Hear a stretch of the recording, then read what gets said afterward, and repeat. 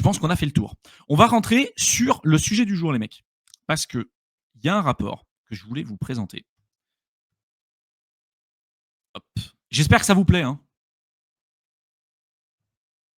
Il y a un rapport qui est tombé, je vous mettrai le lien dans la description si vous voulez le télécharger, qui a été fait par TechDev. Alors, c'est l'un des rares analystes techniques que je suis, qui fait vraiment des analyses long terme et pertinentes pour le coup. Parce que, alors putain, ceux qui font de l'analyse technique, pareil, c'est la débandade des glandus très souvent.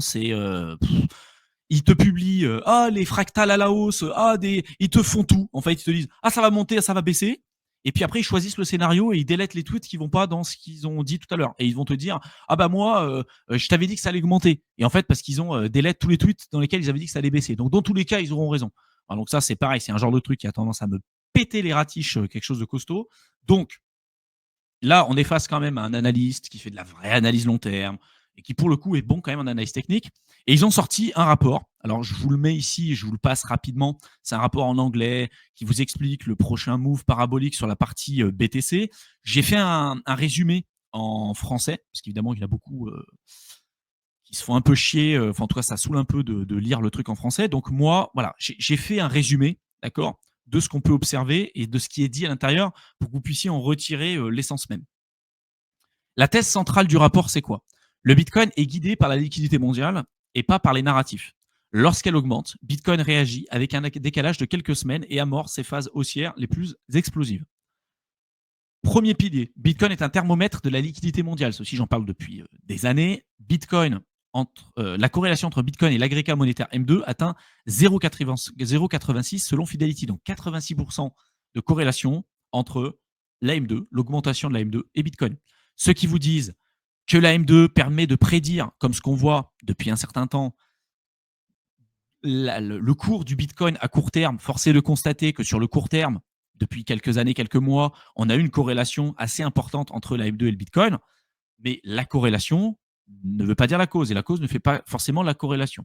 D'accord, je le dis parce que c'est intéressant, c'était marrant de le regarder, mais là tout de suite, depuis qu'on a une corrélation un peu moins importante sur le court terme avec les différents modèles, on se dit tiens, ça marche plus. Et oui, d'accord, c'est intéressant et on sait que sur le long terme, la M2, ça a forcément un impact sur la partie purement BTC. Ceux qui vous diront mais ça sert à rien de suivre l'évolution de la M2 parce que ça sert à rien sur le BTC. Non, c'est pareil, c'est que tu n'as rien fucking compris. Ce qui a fait que le Bitcoin et les cryptos en sont là aujourd'hui, c'est parce qu'il y a eu énormément d'impression monétaire. Par contre, toujours pareil, faire des prédictions avec un seul et unique indicateur pour faire des prédictions court terme, ça a forcément ses limites. Ça a forcément ses limites. D'accord, c'est OK là-dessus. Lynn Alden confirme que Bitcoin suit la trajectoire M2 mondiale avec plus de 80% des cas sur des périodes de 12 mois. En 2020, la M2 mondiale explose, Bitcoin passe de 9 000 à 60 000. En 2022-2023, contraction de la M2, Bitcoin chute avec un retard de quelques semaines. D'accord ? Donc là, c'est ce que je vous ai mis ici. C'est le graphique. On voit que sur le court terme, on a quand même une bonne similitude entre le cours du Bitcoin et l'explosion de la M2. Donc il y en a évidemment qui se disent tiens, ça peut nous permettre sur le court terme de prédire le cours du Bitcoin. Donc jusqu'à présent, sur le court terme, ça a été le cas. Évidemment, moi je vous ai toujours dit, c'est un indicateur intéressant à suivre. Sur le long terme, évidemment que ça a un impact non négligeable, ça c'est sûr. Par contre, d'être capable de prédire la volatilité et les mouvements court terme à 100% des cas, évidemment que ça ne sera pas possible. Il y aura forcément un moment donné où ça va déconner. Modèle comportemental, croissance M2, hausse des actifs risqués, Bitcoin surperforme par effet de rareté plus réflexivité. Ceci, on en a beaucoup parlé, c'est très bien expliqué sur le rapport. Ratio cuivre-or, un indicateur avancé de cycle. Donc, c'est ce qu'il présente sur son rapport TechDev. Il prend le cuivre et l'or. Cuivre, qui est en général un indicateur pro-croissance, industrie, infratech, parce qu'en général, quand il y a beaucoup de demandes sur le cuivre, c'est qu'il y a une croissance d'un point de vue industriel, d'accord. Et or, quand il y a une forte demande sur l'or, c'est qu'il y a une demande anti-risque, refuge, incertitude. Donc, quand on fait le ratio entre les deux, on est capable de savoir si les investisseurs essaient plutôt d'anticiper la reprise ou la crise, ou s'il y a plutôt une crainte de récession, une aversion au risque, ce qui est marqué juste au-dessous. Quand le cuivre est supérieur à l'or, les investisseurs anticipent la reprise. Quand l'or est supérieur au cuivre, crainte, récession, aversion au risque. 2023-2024, le ratio chute, inquiétude macroéconomique. Début 2025, le ratio rebondit légèrement, possible reprise. À chaque grand cycle haussier, Bitcoin a démarré au moment où le ratio cuivre-or entamait un retournement à la hausse. Alors ça reste un indicateur parmi plein d'autres, d'accord. Et si je zoome un petit peu plus sur le graphique, ici, on le voit, d'accord. C'est ce qui est marqué juste ici. Donc cuivre, le ratio cuivre-or, la moyenne mobile du ratio cuivre-or est en convergence, divergence MACD. Et c'est ce qu'on a vu en 2016, 2020 et maintenant. Donc regardez, si on regarde ce ratio-là, là vous avez le cours du BTC, là vous avez le cours cuivre-or. On voit qu'on avait atteint un bottom en 2016, 2020, et là on en est ici aujourd'hui. Regardez ce qui s'est passé juste après, lorsqu'on a eu une reprise industrielle, etc., c'est-à-dire une dominance et une reprise de la croissance du cuivre par rapport à l'or, c'est-à-dire baisse potentiellement de l'or et puis reprise de la partie cuivre. Bah regardez où est-ce qu'on en est après pour le Bitcoin. Il vous a mis des indicateurs et voilà la partie rouge. Et aujourd'hui, on en est à la partie rouge. Donc on a été sur une baisse beaucoup plus importante de ce qu'on avait connu par le passé, d'où ce qu'on observe sur les altes, etc. Et là, regardez où est-ce qu'on se situe aujourd'hui. Donc encore un autre indicateur qui peuvent nous laisser à penser que le cycle ne serait pas terminé. Synthèse des cycles, un modèle combiné. TechDev propose un modèle de cycle pondéré par la liquidité. Donc, départ, hausse globale du M2, début 2020, début 2016, début 2012. Confirmation, rebond du ratio cuivre-or, pareil. Déclenchement, consolidation BTC, expansion explosive, toujours après le M2, délai à peu près de 11 semaines pour que ça puisse se disséminer à peu près dans l'économie.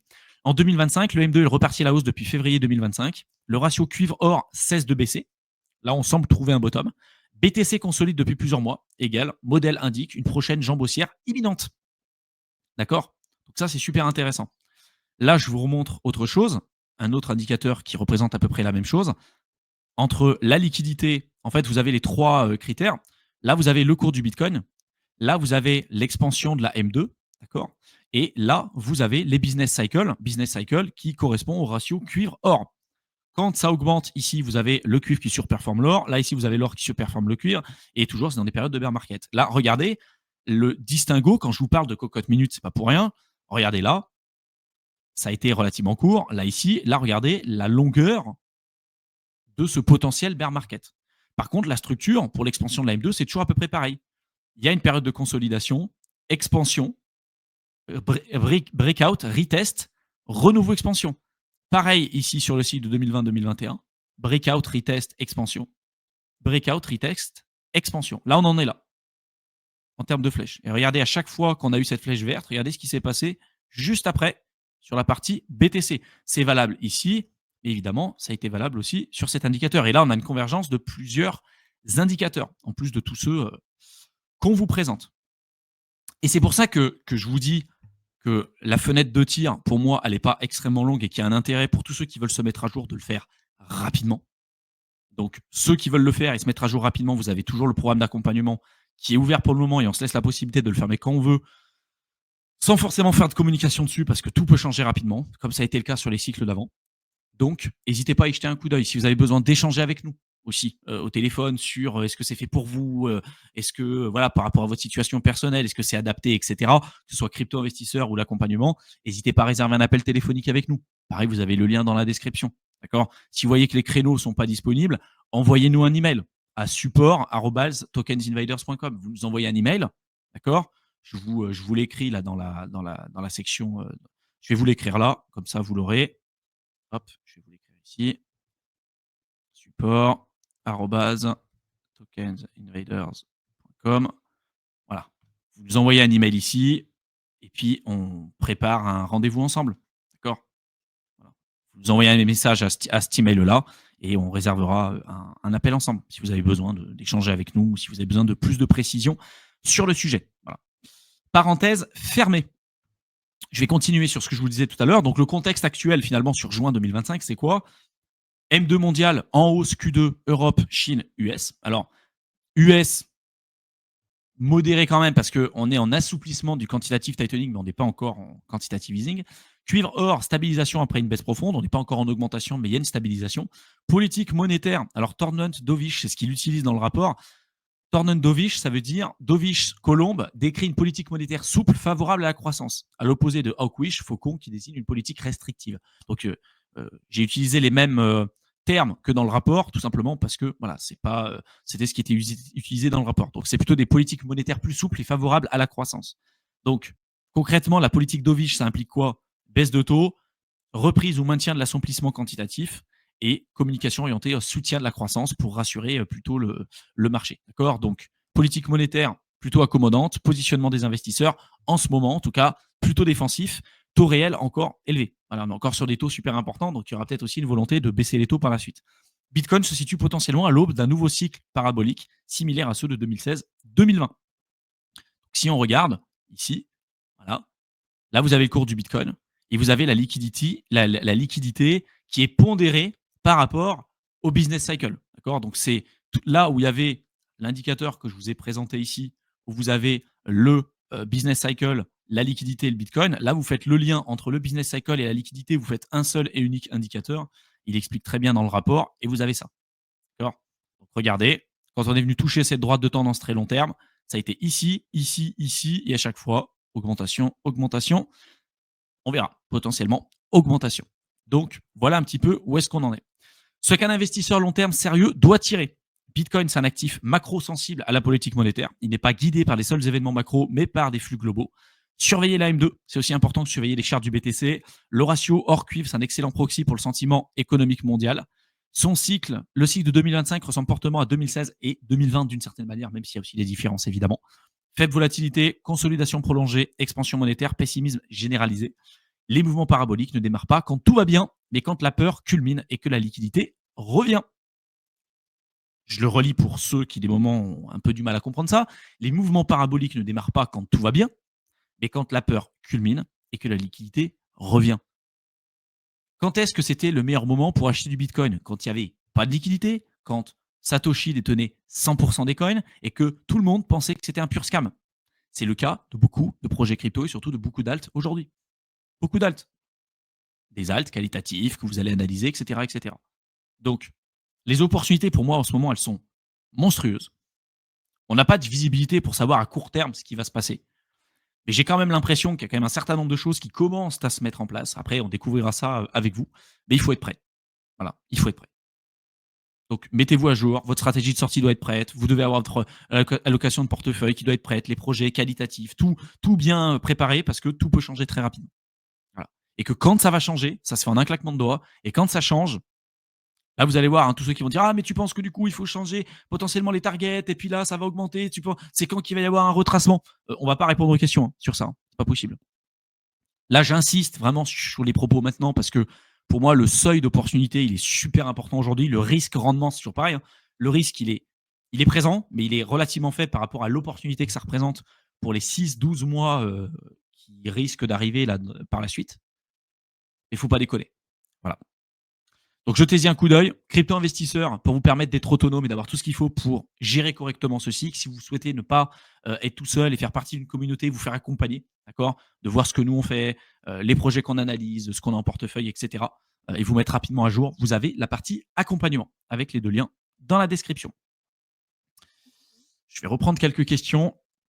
Faites péter la barre des likes, les mecs. Hein. Si ce n'est pas déjà fait, là, vous êtes 321 en live. Faites péter la barre des likes. Hein. Je pense que vous voyez la valeur qu'on vous apporte. Hein.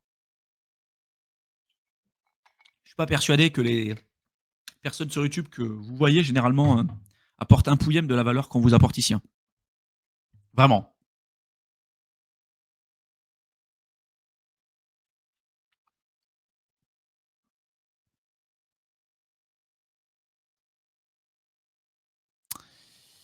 Bac, bonjour Thibaut, c'est normal de trouver 2 mots similaires dans la seed phrase. Ça me paraît étrange. Ça me paraît étrange ton truc. Je pense qu'en termes de probabilité, je vois pas pourquoi ça ne pourrait pas être possible. Moi, personnellement, ça m'est jamais arrivé. Et j'ai jamais vu quelqu'un pour qui c'était arrivé. Mais peut-être que d'un point de vue statistique, ça doit être possible. La majorité regarde que le prix dans la crypto. Mieux vaut-il pas passer par un ETF pour moins de tracas, sécurité, erreur?